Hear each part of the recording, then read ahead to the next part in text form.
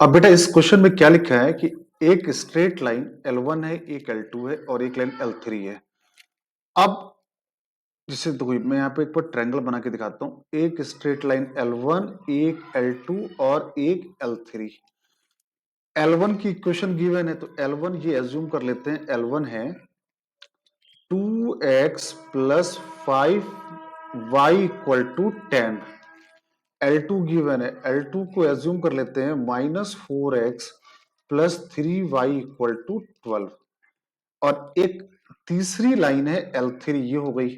L3 किसी point P से पास कर रही है, P मान लिया 2,3 मान लिया। अब जो L3 लाइन है वो इंटरसेक्ट कर रही है L2 को, कहां पर? A पर। तो ये पॉइंट मान लेते हैं A। और L3 जो है वो L1 को इंटरसेक्ट कर रही है B पर, मान लेते हैं। If P divide the line segment AB in the ratio of 1:3, if point P AB को 1:3 पे डिवाइड करें, मतलब ये 1 हो गया और ये 3 हो गया, तो इस ट्रायंगल ABC का एरिया निकालना। आई थिंक क्लियर है। एरिया आपको फाइंड आउट करना है। तो हम लोग फटाफट पॉइंट सी निकाल सकते हैं। सी कैसे आएगा? L1 और L2 को सॉल्व करो, पॉइंट सी आ जाएगा। तो L1 और L2 को सॉल्व करते हैं एक बार। तो L1 L2 को सॉल्व करने के लिए इसमें 2 का मल्टीप्लाई कर दे, कितना आ जाएगा? 4x plus 10y equal to 20। यहां कितना है? -4x plus 3y equal to 12। दोनों को ऐड कर दो, कितना आया? 13y equal to 32। तो y इक्वल टू कितना आ गया? 32/13।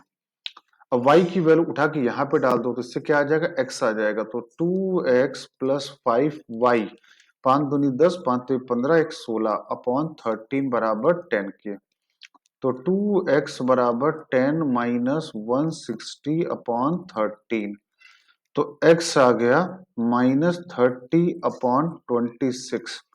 तो -15/13। क्लियर है यहां तक? अगर हम पॉइंट सी की बात करें तो पॉइंट सी के कोऑर्डिनेट आ चुके हैं, कितना आया? -15/13 और y की वैल्यू आई 32/13। अब बेटा पॉइंट ए और पॉइंट बी कैसे निकाले, और हमें सेक्शन फॉर्मूला भी यूज करना है।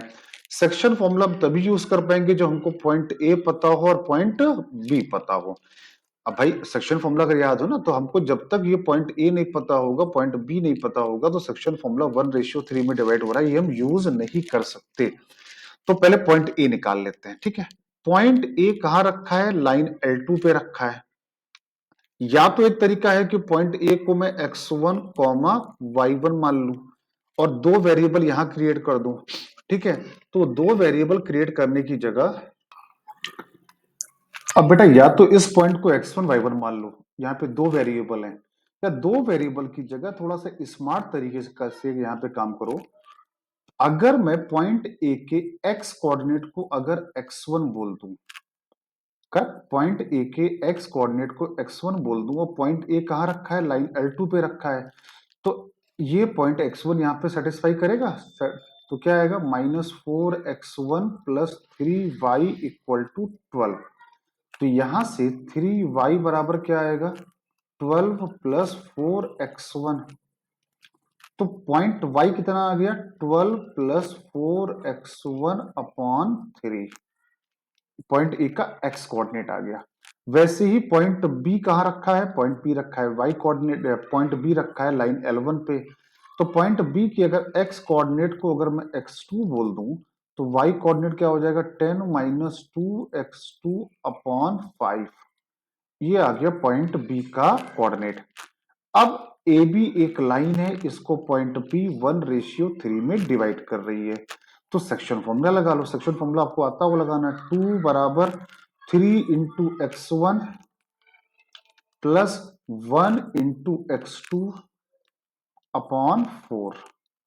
तो कितना आ गया? 8 बराबर 3x1 प्लस x2। ये आ गया इक्वेशन 1। वैसे ही y कोऑर्डिनेट के लिए 3 बराबर क्या हो जाएगा? ये 3 बराबर 1 into 10 minus 2x2/5 plus 3 into तो 3 का मल्टीप्लाई यहां करेंगे तो कितना आएगा 12 प्लस 4x1 अपॉन 4। तो ये आ गया 12 बराबर 10 माइनस 2x2, 12 पंचे 60 और 5 चौको 20x1 डिवाइडेड बाई 5। तो ये आ गया 60, 20x1 में 2 गया तो 18x, 20x1 में तो ये कितना लिखा है, ये लिखा है 20x1 माइनस 2x2 प्लस 70। तो ये आया 10 बराबर 20x1 माइनस 2x2। अब इसमें से क्या करेंगे, 2 का डिवाइड कर देंगे तो ये आ गया 5 बराबर 10x1 माइनस x2। ये आ गई आपकी सेकेंड इक्वेशन। फर्स्ट और सेकेंड को अगर मैं सिंप्लीफाई करूँ तो इसके लिए x1 और x2 के लिए तो कितना आएगा 13 और 10 और 3 13x1। तो x1 की वैल्यू आ गई 1। अगर x1 आ गया 1 तो x2 कितना आ जाएगा, x2 आ जाएगा 5। तो इससे पॉइंट A आ गया और पॉइंट B आ गया। आई होप सबको बात समझ में आ रही होगी। ठीक है, तो अगर यहां से हम निकालने जाएंगे तो